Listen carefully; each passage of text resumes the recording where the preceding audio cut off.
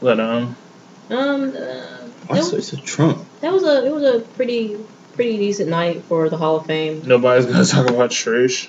Who's pregnant? Oh well. If you want to go there. I didn't really get to see the point of having Stephanie and Dutta, but then when another show they talked about how she was basically Trish's and Lita's first real opponent, which really made no sense to me until I said that. It would have been great. No, I watched. I remember the match they had. Trish Stratus and Stephanie McMahon had a match. It was their first. You could tell they were really green when you watched it. Yeah. I can understand that the significance of that. Actually, I played that match between her and Lita on 13 when I finished the Road to WrestleMania.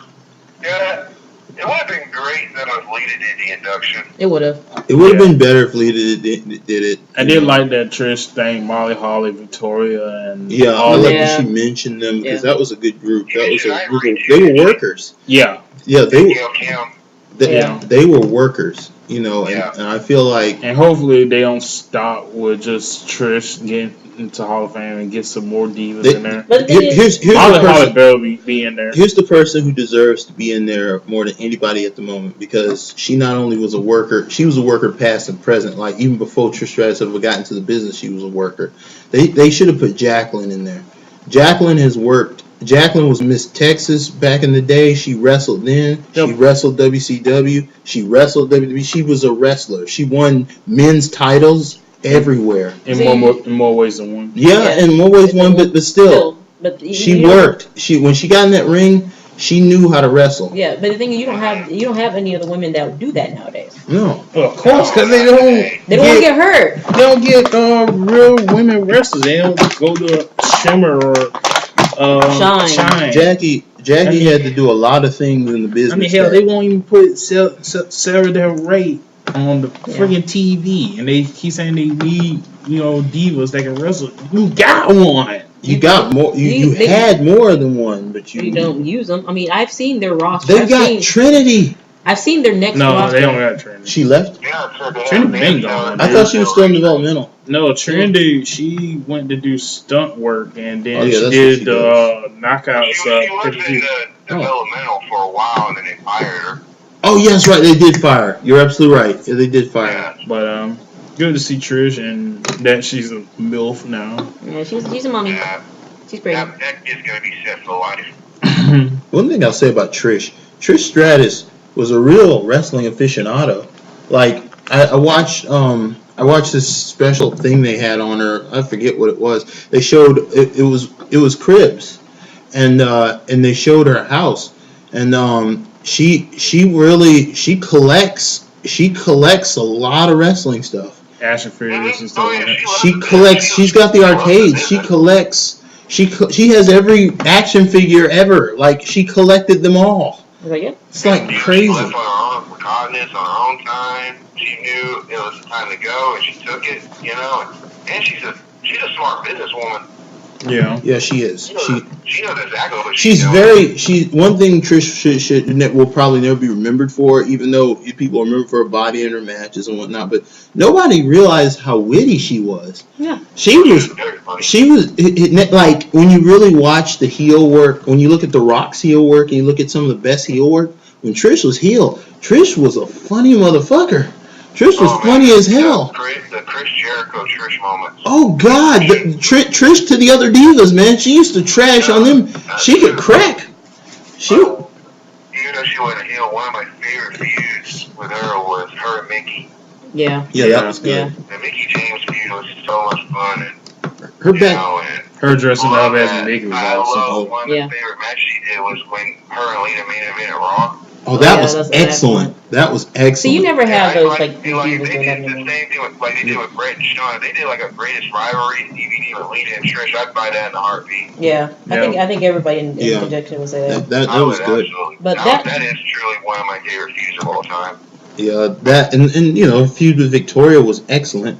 That hardcore match they had was like this world great. That was one of the rare great moments. That match they had where she hit her with the glass. Oh, that was excellent. Yeah. Oh yeah. But let's get back to. So, what do you think about Bruno Sammartino? Oh yeah, I forgot about that. Oh yeah, we got to. I loved Arnold before that. I loved Arnold's speech. Yeah. That one thing he said when he saw those people, he goes like, "Where were all of you when my movie came out in January?" I loved it. That was great. I loved it. Which movie was he talking about? Last Stand. Bruno was like the king of the night. That was just a great speech. He spoke the truth, said everything about how much he gave his body to that business and everything. And he still looks great. Yeah. Yeah, he looked great. Yeah, I'm like, damn, He's dude. like 77 years old and still like he can whoop our asses. Yeah. He's nobody I mess with, man. I mean, I wouldn't be surprised if one day he decides to come to WWE, just sit there, cuts a promo or something, and then one of the young guys says something. It goes. Here's why I know he can still go, because even when he was up in age, man, he got in there with Savage, and him and Savage had a really good match. Him and Savage had a really knockdown, beat him up match. So you could tell a person is a true wrestler when they could go get in age and still wrestle. Yeah. I mean, look at if you look at Fabulous Moolah, when me and you watch some of hers. Oh yeah. When she was still in her 50s. She was still tossing people around. Oh, she was still working, yeah. Yeah, she was still working. So you know when a person's a good worker when they're still doing it. And then they were taking bumps, like going into the '90s Attitude Era. Yeah. They were bumping, man. They were throwing Moolah and Mae Young all over the ring. They was taking bumps, like they went over the top rope. I mean, I was like, what in the hell? Like, I would love for Bruno, like you said, Bruno to appear on WWE TV and just out of his mouth he would just say 434 days. Wow. How long did he have it? Over 1,000? Yeah, he had it like 8 years. 8 years. And how many times did he sell out Madison Square Garden? A lot. They said it was like 160 something. He was a legend. That man is truly one of a kind. We will never see another man like that. Well, we will. Not in our lifetime. Not in our lifetime, because let me tell you why. Because what we talked about earlier. I mean, if well, obviously, I mean the fact that he made a minute that many times. Well, you won't see nothing like that ever again. You won't see anybody hold a belt that long ever again. Kept in great shape and did those great matches. Of course not, because people's attention span. Yeah. No, even if people have short attention span, they still understand. Yeah. If it's done right, if it's done right, they understand. And it was being done right with Punk, but they messed up. Yeah. Yeah. But okay, back to Raw. Okay, Raw. We arrive at Raw. Let's just go. Welcome. Let's just get to the important stuff. Why the very next day I wore my Dolph Ziggler T-shirt? Yeah, wait till. That's right. I got a pink Dolph Ziggler shirt. Excellent. I mean, we all saw it coming. Well, when the fans screaming that they want Ziggler. The first word out of my mouth when it happened was finally. I knew it was gonna happen. I woke up and said, "He's going for it." I mean, dude, and he counted the submission move. He went for it, and I just yelled the biggest "finally" and just like, "Thank God." Thank God. You could tell how happy he was about that, because when you look back how he started from the bottom, and the Spirit Squad. Nikki. Oh yeah. Yeah. And then everyone thought like, oh, Kenny's gonna be the one to break out or whoever, but no, he got little Nikki here. Yeah. But look at him. That match first. Let's talk about the match with Swagger and Alberto Del Rio. That was actually a pretty damn good match, to where it actually sold what was going to happen next.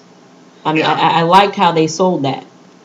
You could tell when he was holding his leg and the people were around, you knew you were about to hear the music. Watching Del Rio's matches, his timing has always just been. But you have to think about where Del Rio came from, though. He started as a Mexican wrestler. Lucha, man, you got to be on time. And not only that, he was also an MMA fighter. Yeah, his timing is impeccable. I mean, his timing. I remember when they had that contract on a pole match. His timing was just insane good. I mean, he's there. He gets one of the loudest kicks you can ever hear. Yeah, he's good. Like when he kicks somebody in the face, you can hear it. Yeah. It's just such a. I wish they would find a place to put him so that he can rejuvenate himself as a character, because right now they're just. They've really messed up his build. They need to let him rebuild himself. It's such a waste. In Mexican wrestling, he was a face. Yeah. He was one of the main faces. Yeah, he was. And I don't understand why they made him a heel in America. I really don't. I loved him in Mexican wrestling. CMLL, yeah. CMLL and yeah, but still, you understood. You knew who he was. You knew who his family was. Yeah. But why, take away what made him AAA a star?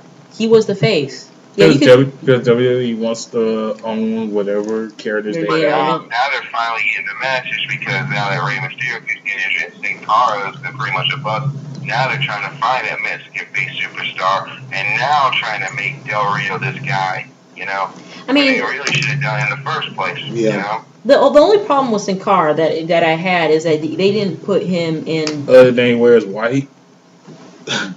What? Wow. I was talking about Sin Cara here for a second, dude. No, man. No, not Sin Cara. Okay. The guy botches every time he wears white. Yeah. Here's the thing with Sin Cara. They should have put him in developmental. Yeah, they really rushed him. They rushed him too late because you're coming from a luchador style wrestling with hard ropes, with top ropes and a hard ring, to a Americanized ring, which is bouncy ropes. Bigger bouncy ropes and your soft ring. So you have to sit there and adjust. When they put him underneath Mysterio, he adjusted really well because he had a teacher. Better. Like him and Ray together was working. I don't think he speaks English. No, he doesn't. He doesn't speak English. That's another reason. Yeah, communication is. But it doesn't matter if he can't communicate. Really well. It kind of does. I mean, not really. Listen to. Some people are able to get by on that. Get away with that. If you listen to MLW Radio with Conan, he said it really does, especially when you got somebody coming from the Mexican wrestling to United States. But the thing is, it's an added bonus. That's why Del Rio again gets that advantage because he does speak English. But the thing is, all you had to do is if you want him to speak English, just give him a manager that will speak for him. Let him only thing to do is wrestle. Or give him more time developmental to learn the language. Yeah. Do that, but they rushed him too fast. Yeah, they really did, and pushed him too hard, and that's why he botched so much and injured himself so much. Yeah, I mean didn't help failing the drug test either. When you're coming from Mexico, when they give you all sorts of drugs, yeah. Come on now. Yeah. They don't have the FDA like we do. Yeah, good point. So Triple H, I'm glad that he signed him. But he should have just put him in developmental. Yeah, let him get used to it. Let him get used to it. Yeah, get used to it. Let him train. Let him learn English, and then go out there. Yeah. But I enjoyed the match. The match was very believable. I'm just glad finally Dolph got the title. It should have been done a long time ago. Now I'm just worried about how long they're gonna keep the title on him and not end up like Punk did when he won the Money in the Bank and took it off him quick. I honestly agree with you. How long do you give him with the belt? I was talking to Pike about it. I think they're gonna give him to. I think I said either Survivor Series or. I'd give him 6 months. Who? I was giving him SummerSlam. Y'all talking about? Yeah. Because I didn't think they were gonna do it to Del Rio because they're trying to build him up as the face for the Latin audience. They should have done that in the first place. They shouldn't have taken away his baby face. Here's another thing though. Like even if they wanted to keep, they could have kept running him as a heel at the beginning. But that's the thing they messed up on is he would have had to keep going. Yeah, he would have had to keep going. You can't. They messed it up. The thing about Del Rio's heel run, it just seems like he wasn't kind of like who was that guy I was talking about? Big E. Mm-hmm. It just seems like he's not comfortable. He's not comfortable in the heel run because he kept going, "It's my destiny," and all that crap, and it was boring. He's like the top base there. But the thing is, I understand what they wanted to make him heel, but they did it too fast. They should have built him slowly. Here's the thing: the vignettes that started off his career were excellent. I thought they were very good. His vignettes, his opening vignettes were so old school. They hadn't done that in so long. Had somebody introduce themselves since what's his name? Who used to spit the apples at people? Carlito. I hadn't seen such good vignettes in so long. Del Rio came in right. They had him come in right. He did the vignettes work. He came in. He did a good long streak there. But they should have just kept it going. They shouldn't have let him lose to Ray. They shouldn't have given him any kind of title or any kind of position. They should have just kept working him for a good long time until he had to battle somebody really strong for the Intercontinental Championship. They should have. That should have been the thing. And like had a face, then he could have been beaten. Had a face defend the Intercontinental Championship against him, or have him pull an upset and beat the face, and then get more fan heat. You know, they just. I don't understand why nobody read this in planning. Because WWE has a problem with slowly building up their characters. Yeah. Because they believe that fans have very, very short attention spans. We don't have very short attention spans. We actually have long memories. Yeah.